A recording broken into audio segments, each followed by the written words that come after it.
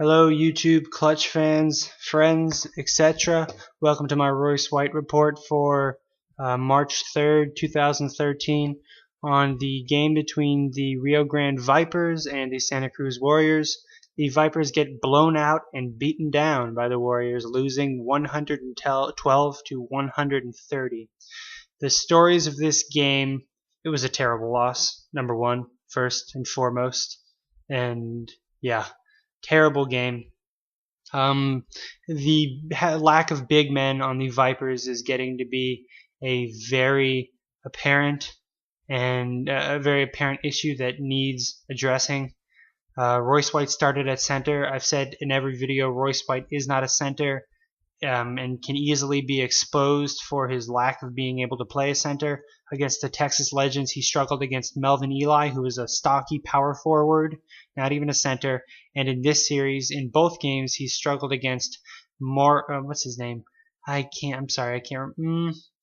It's not Maurice Harkless.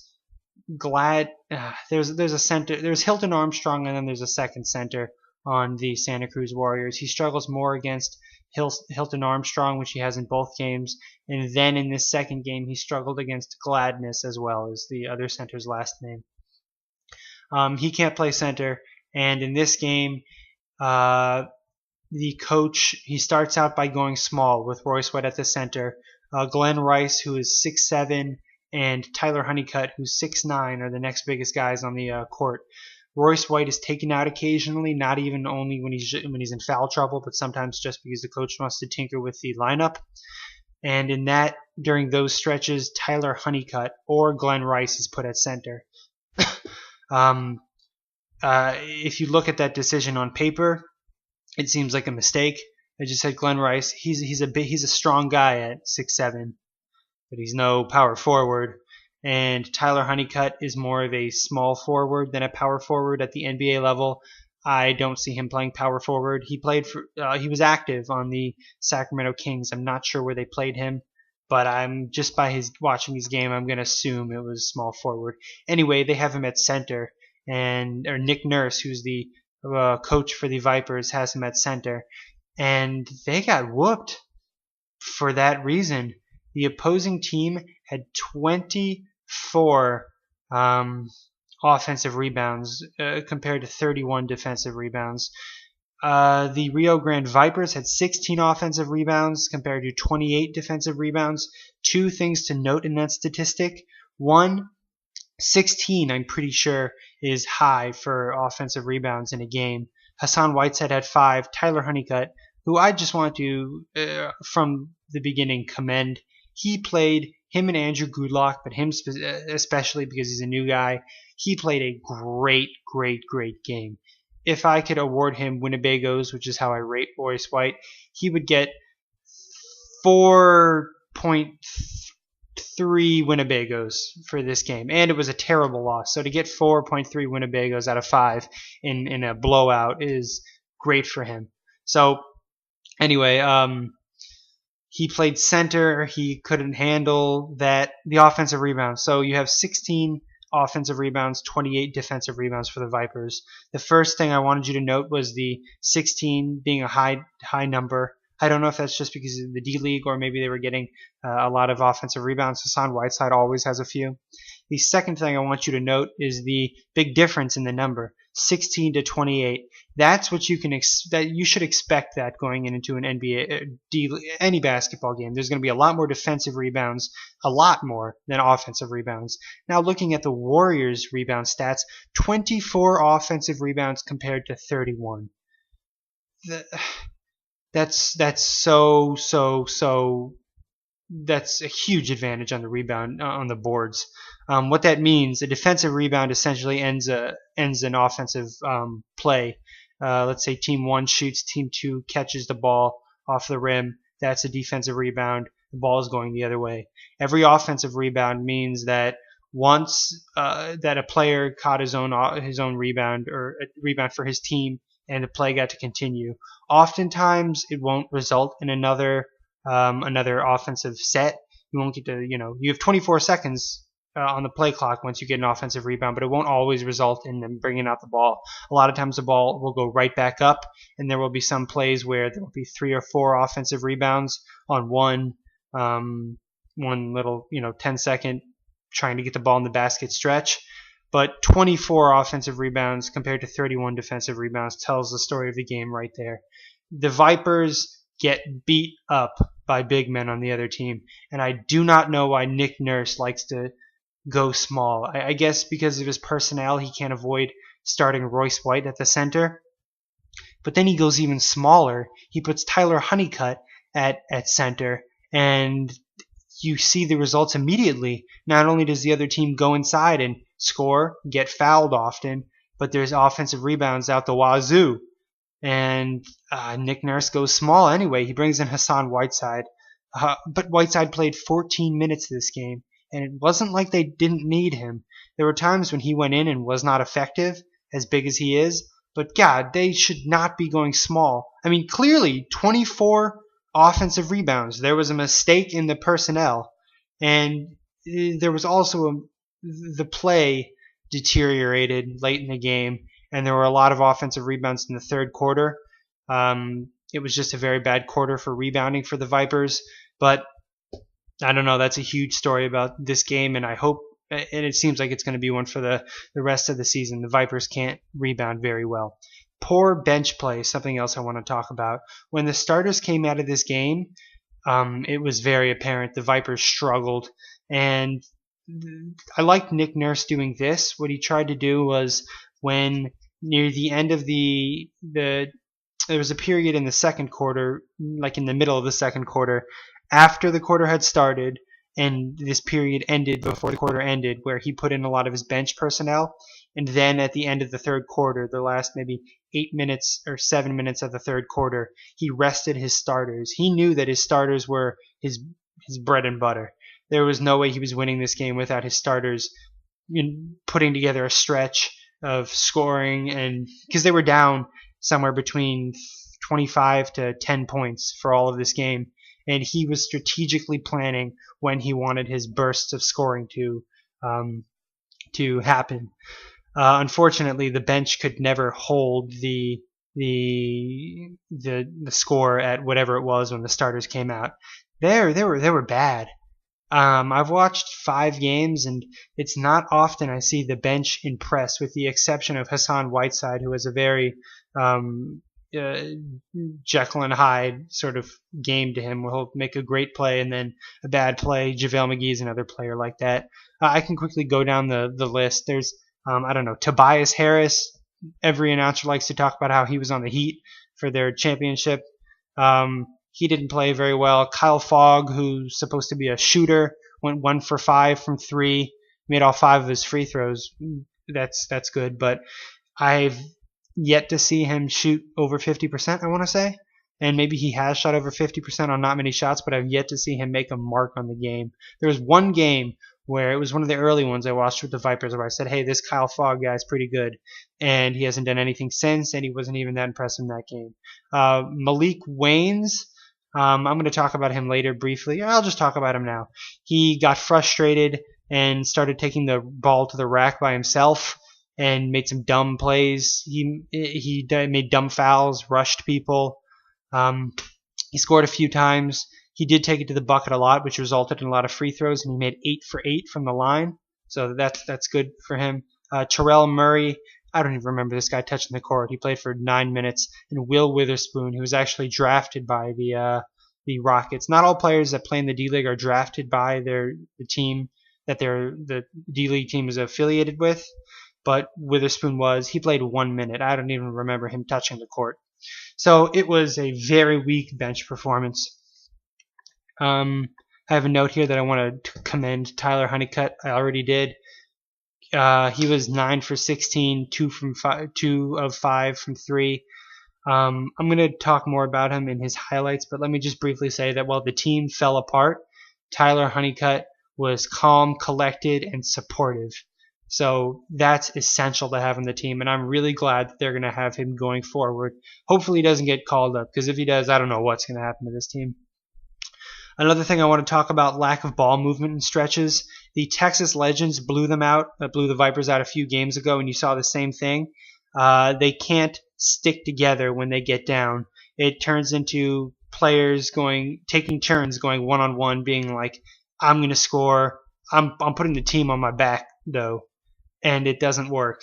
In basketball, the way you get back into games is you have superior ball movement and you play good defense.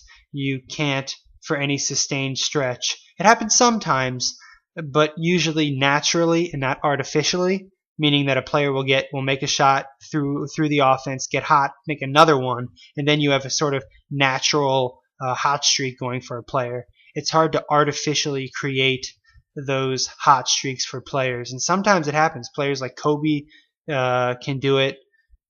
All the great NBA stars can do that.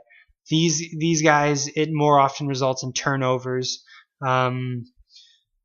Turnovers, missed shots, bad shots, and then also fast breaks the other way.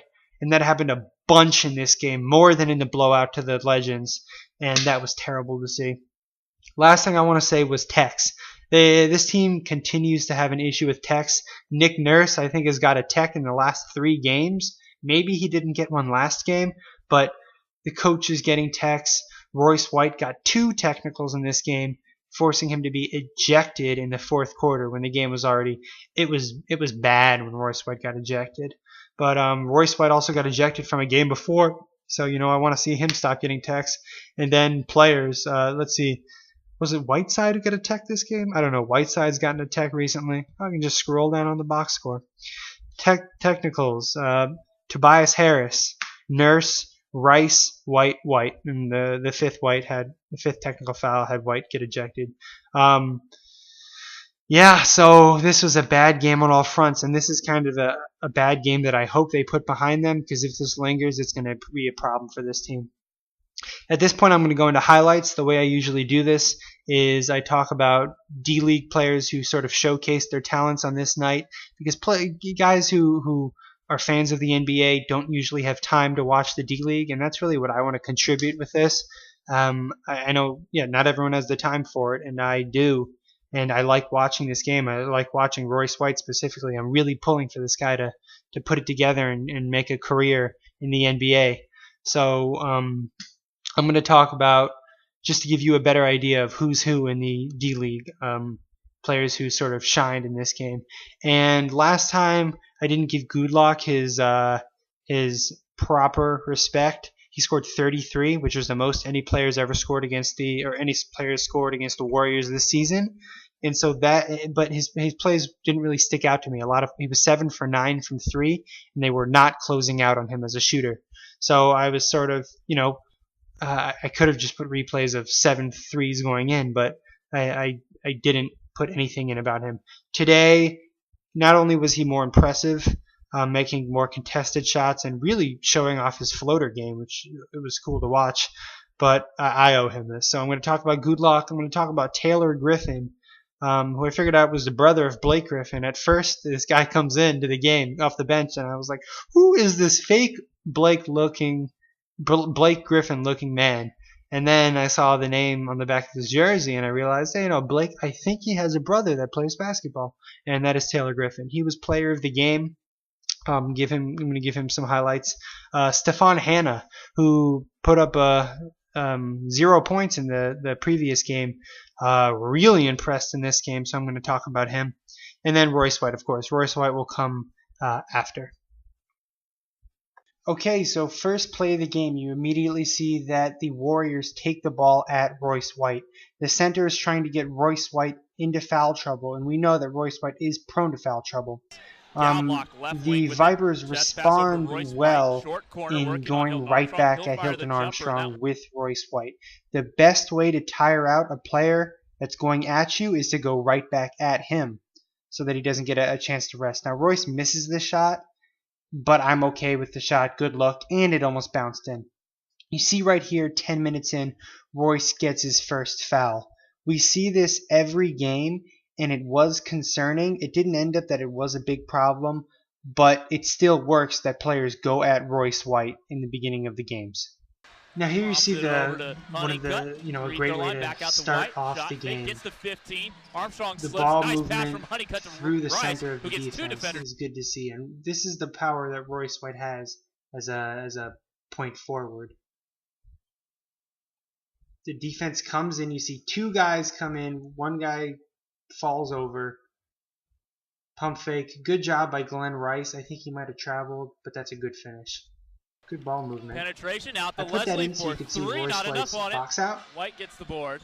And then he takes the ball Royce, up. the 6'8", will take it down the court. And going that's at Armstrong. the Ooh, behind nice the back. behind the back dribble. You haven't seen that for a few games, but it didn't go so well the first few times he did it. That's great. And he gets fouled on the play, goes to the line. Yeah. In the half-court set.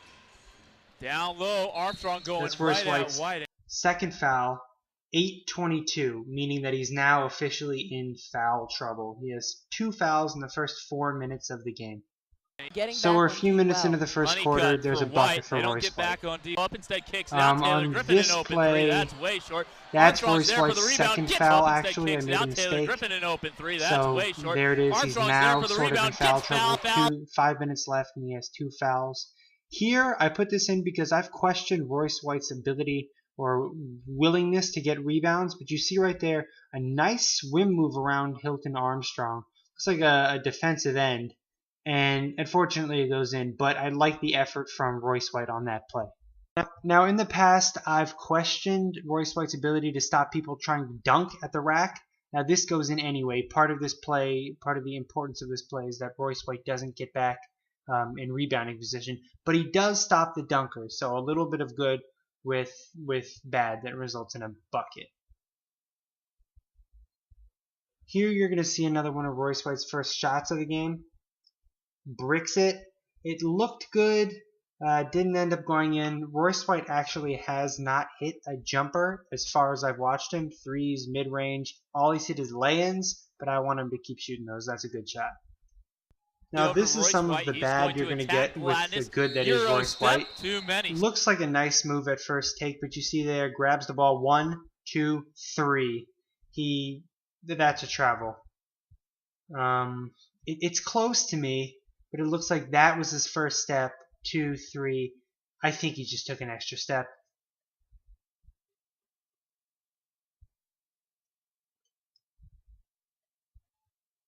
Activated. Royce White takes the ball and he just to the rack on this play. Scores. Not sure if it was the best shot, but it goes in. Kicks it into the right here, Royce White kicks it to a cutter. Nice to see. So we're at halftime, and so far, I'd say Royce White's playing well. No, not even I'd say Royce White's playing well. Royce White is clearly playing well. We have the travel play. It looks like he's getting into foul trouble. I actually think he picked up 1 more before going into the half, meaning that he had 3 fouls halfway to getting ejected. That's not good, but that's something. It's not new. That's a problem Royce White has, and hopefully, all I can say is that I hope he's working on it, and teams will stop going at him and stop being successful at going at him and drawing him into fouling. But if I had to put a score, a Winnebago score on that first half, I'd give him 3.5 out of 5 Winnebagos. He never faded. I think actually the highlights stop at around 5 minutes, and there he does sort of fade into going into the half, and he's taken out with I believe 3 minutes left. There's a few minutes that he doesn't do anything, and so but overall that's a strong half from Royce White. Okay, so now we're in the second half. Here you see Royce White gets an over the back and then takes the play off. Now when I say over the back, that means he had good position on Hilton Armstrong. Hilton leans over him, which is a foul, and then Royce White not only gets in Glenn Rice's way, but look, see, that's the worst thing to see from him when he takes off a play. Left, bounce past the White, takes it himself. Nice move, and that was the last nice move. 34 hours here. From Texas to Santa Cruz, down low. Armstrong. So right there's his 5th foul. We know that Royce is susceptible to being the ball taken to him by the center, And Game there, for the that's his Warriors. 5th foul. Season high is 29 for Santa Cruz. At that point, 25. things went from bad to worse for Royce White. He starts, if you watch the clock, you can sort of see the progression. Here, he takes it himself, and he's not really conscious of who's in the lane because he's nimble. He can get around his defender, but he runs into 2 extra people, and for that reason, he has no room to make moves. And his head isn't up, so maybe he's just not thinking. That happens. And so he has nowhere to dump it off, and so he loses the ball in that play. Continuing on, you see not even a minute later, Royce tries to take it himself too. Turnover again. At this point, Royce White at first is like, damn, you're not going to call these fouls on me? Then he starts turning over the ball, and he's like, God damn it! And this is when things get bad for Mr. Rice. Here's a 3 from Tyler. That's his 5th foul right there. You see, he I think that might be a little bit of acting, but the guy falls over, and then we get a technical for Royce White, and he is ejected from the game with 5 fouls. Now, I came up with a rating system for Royce White. His nickname is Winnebagos, so I award him 1 out of 5 Winnebagos. Last game he got 3 Winnebagos for a pretty good game, an average game. Today he gets 1 Winnebago, making this Royce White's first official trailer trash game. Woo! And I have a counter of good and bad plays, and it's arbitrary. It's sort of my opinion of good and bad plays, and I'll either award him or take away a hashtag #BeWell. Depending on these plays. And I'm going to walk through, I'll quickly just give you an idea of how I give these out. In the first quarter, he had nice moves. I think I have this replay. Nice moves that take him to the bucket, and he scores. He gets his first BeWell point of the game. 5:43 left in the first quarter. Royce White fouls Hilton Armstrong, gets his 3rd foul. I'm pissed off. He got in foul trouble. -1 BeWell. Continuing on. His team loses the momentum they had, and the Warriors pull ahead of them. So I took away another BeWell for not understanding. First there was the minus the BeWell because he fouled, and then there was and now look how bad your team's doing. So maybe it's unfair that, but you know what? It's my rating system. So right now he has -1 BeWell, hashtag BeWell. Okay, and then I give him another BeWell for a strip he has in the second quarter, running into halftime. So he's at 0 BeWells. The second half starts. 9:02 left. He takes a play off and isn't there to stop the player going to the rim because he's just sitting around. -1 BeWell. 6:14 left in the fourth, I guess we're at? Yeah. Yeah, looks like in the fourth. This is when he starts taking the ball to the rack by himself, and things aren't going very well. This is when he runs into the crowd and gets blocked by Hilton Armstrong. I take away a BeWell for there. He's at -2 BeWells. 5:40, the next play I have a replay of. Turnover, I take away another BeWell. I'm frustrated with Royce White. He's frustrated with me. And then he gets ejected, and I had to take away a BeWell for that. So that is a total of -5 BeWells for Mr. Rice, or Mr. White.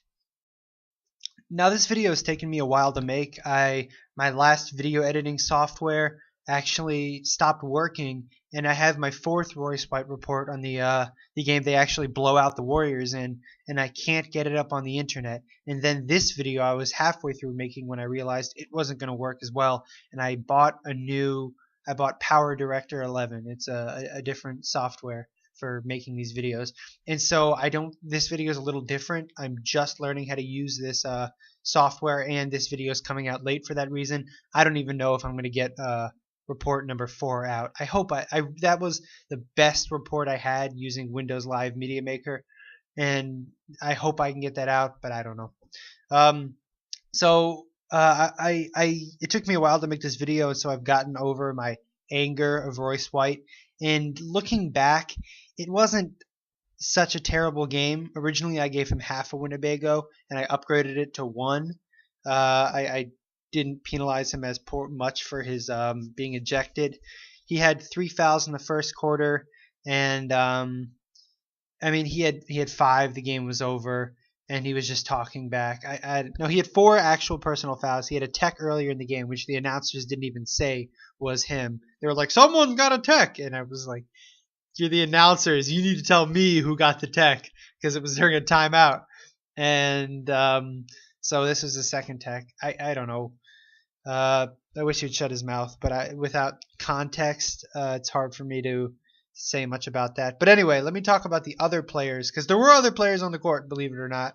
And I'm going to talk about Andrew Goodlock, who I didn't give time to last video. Tyler Honeycutt, same situation. Stefan Hanna, who's a player on the Warriors, and then I'm going to talk about Taylor Griffin, brother of Blake Griffin, and more broadly the rebounding of the Warriors. All right, Andrew Goodlock. So Andrew Goodlock scores 18, 19, 20 a game. Very consistent player. They call him Mini Mamba, I guess because he played with Kobe Bryant. Yeah, I don't know the history of the name. But he is quite the player. He's one of the best players on the Vipers. And he scored 33 in the last game, which was a blowout. He was 7 of 9 from 3. Not as great stats this time around, but wide open right wing that's a 3. Left wing Another 3. He was gunning from 3 once again, but that's not all. Look at that. Beautiful backdoor pass. His floater game is well known and impressive, and I guess shots like that are where he gets the name Mini Mamba from. Okay, so his stats for the game. He was 40 minutes, almost played the whole game, 9 for 16, 3 of 4 from 3, 6 rebounds, or 7 rebounds, 5 assists, 0 turnovers. Wow. Go Andrew Goodlock. You get the co-player of the Vipers game with Tyler Honeycutt, who I'm going to speak about next. Anyway, I think I'm going to continue to talk about Goodlock. He's a great player. Tyler Honeycutt also gets the same song as Andrew Goodlock, because they were both on fire in this one. Honeycutt was just traded from the Kings to the Rockets and then subsequently assigned to the D-League. I was really interested to see how this guy fit in and whether he was a talent, and he really does stick out among the Vipers and even against the other team. And he's only played 2 games so far. So in this first highlight, you see his moves. He reminds me a little bit of Beasley and how effortlessly he kind of can pull up, and he's got a shot. And there he gets an offensive rebound. In this game, he also had impressive stats, and I loved that he kept it together. Keep it together, keep it together, keep it together. That was the motto for Tyler Honeycutt. He tried to get his team in this game. He tried to keep them in this game. Didn't work. He ended up 33 minutes, 9 of 16, 2 of 5 from 3, 5 out of 6 free throws, 7 rebounds. No, 13 rebounds, 6 offensive rebounds, 4 assists, 5 personal fouls, 3 turnovers. Now this next player, Stefan Hanna of the Santa Cruz Warriors, was bombing all game. A very talented player. Scored 0 in the last game, not so in this one. Okay, so in this first play, you see his 3-point prowess. Passes the ball, gets it back, bow, 3. And that was the taste of what you were going to get all game from this guy. Bow from way back. And here the dude gets a nasty and 1 floater. Raindrops! Okay, and maybe after all that talk I should have a little more on the guy, but that's all I got. That's all I got in terms of highlights. So I'll just talk about his stats. Stefan Hanna played 28 minutes, was 6 of 14, 5 for 6 from the free throw line, 4 rebounds, 6 assists, 2 turnovers. The team as a whole, I see they have 1, 2, 3, 4, 5, 6 players that scored in double digits. 2 broke 20. One was I don't remember what his first name was, but his last name is Nwalele. And then Taylor Griffin had 21. Nwalele had 20. He got hot in the second half. Unfortunately, I didn't have very many of his highlights sticking around. Okay, so I don't have a song to play over this, but I did watch the game, so I can tell you about what happened. As I said earlier, the Vipers got killed on the offensive boards, in part due to Taylor Griffin, brother of Blake Griffin, as you can see here, who was 7 of 13, 21 points, 7 offensive rebounds, 8 rebounds total. Hilton Armstrong, and Maurice Gladness, I think I finally got his name down, combined for 7, 14, 17 of the team's 24 offensive rebounds. It's terrible. That's a terrible thing for the Vipers. They got beat down on the boards all game long. Taylor Griffin was looking like Blake Griffin out here on this play. Blake might have dunked that right back, but he's playing like Blake Griffin on the Vipers. He gets goaltend and fouled on that play. And they can hit the jumper. They were hitting the jumper, and when that happened, it was game over. Because when they weren't hitting the jumper, as you can see here, same sort of shot doesn't go in. They got every offensive rebound until it went back in. And that's Taylor Griffin again getting two of his 7 offensive rebounds. Look at the personnel they have in there. They've got no one over 6'8", and Gladness just you can't do anything about that. And he got fouled on that play. So the Vipers got beat up on the boards all game long, in part due to, I would say, this all-small lineup they like to go. I don't think Hassan Whiteside is playing enough at 13 minutes a game. And Royce White got in foul trouble in this one, got ejected in this one. And sure, you can say that the game was out of reach. The stats are a bit skewed for that reason, and they are. The Vipers lost their sort of focus, and when that happened, the offensive rebounds came in gobbles. But this you see the weakness of the small lineup in this instance. Now, there's no way around this. Royce White got frustrated in this one. Rightfully so. The fouls weren't going his way. The other team was going at him, and it was working. He was getting blown out. And you hate to see this happen, but this keeps happening. They keep getting to Royce White, and Royce White crumbles and gets ejected. And so I'm playing this song for Royce White, and I want him to know that when he gets back on the road in his Winnebago 34 hours back to Texas, I want him to know that it's not all bad. There's a big world out there, and he's not always going to have to get -4 B wells, and he's never, ever, ever again going to get only 1 out of 5 Winnebagos. It gets better, Royce. It gets better. That's the Royce I want to see. And I just want Royce to come out next game and shut all the haters up, because he has the potential. And this D-League situation isn't ideal. He's not in shape. Their team is weak. He has to play center, and he keeps getting beat up because he's not center. Melvin Eli is a mean guy. There's a lot of mean guys out there. Dr. Phil couldn't solve all of his problems. But you're doing the right things, Royce. And sort of, sometimes. Not on the court always. But just keep at it. And I hope you have a good attitude about this. The Twitter is real positive. The on-court play, we have a small sample size, and it's gonna be bad, and it's gonna get bad before it gets worse. A lot of people are talking about dropping Royce White. I'll tell you straight up, it's not happening. He's got 1 year left on his contract after this one. At that point, all bets are off, and maybe if he something bad happens, he might get dropped. But it's not happening. Royce White, you've got time. Please get back into shape. For next game, I want to see some B-Wells from you, Royce White. Talk to you guys next Thursday. Hopefully I can get better at making these videos in this new program. Get these jaunts out faster. I think the scoring's cool. I want to be able to give players their own theme song for how they played.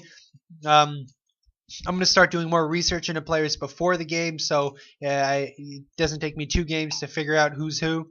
If my last Royce White report got up, you guys would have known that I had trouble figuring out who was scoring on the other team, because I don't listen with the announcers on, and even if I did, sometimes they're not very helpful.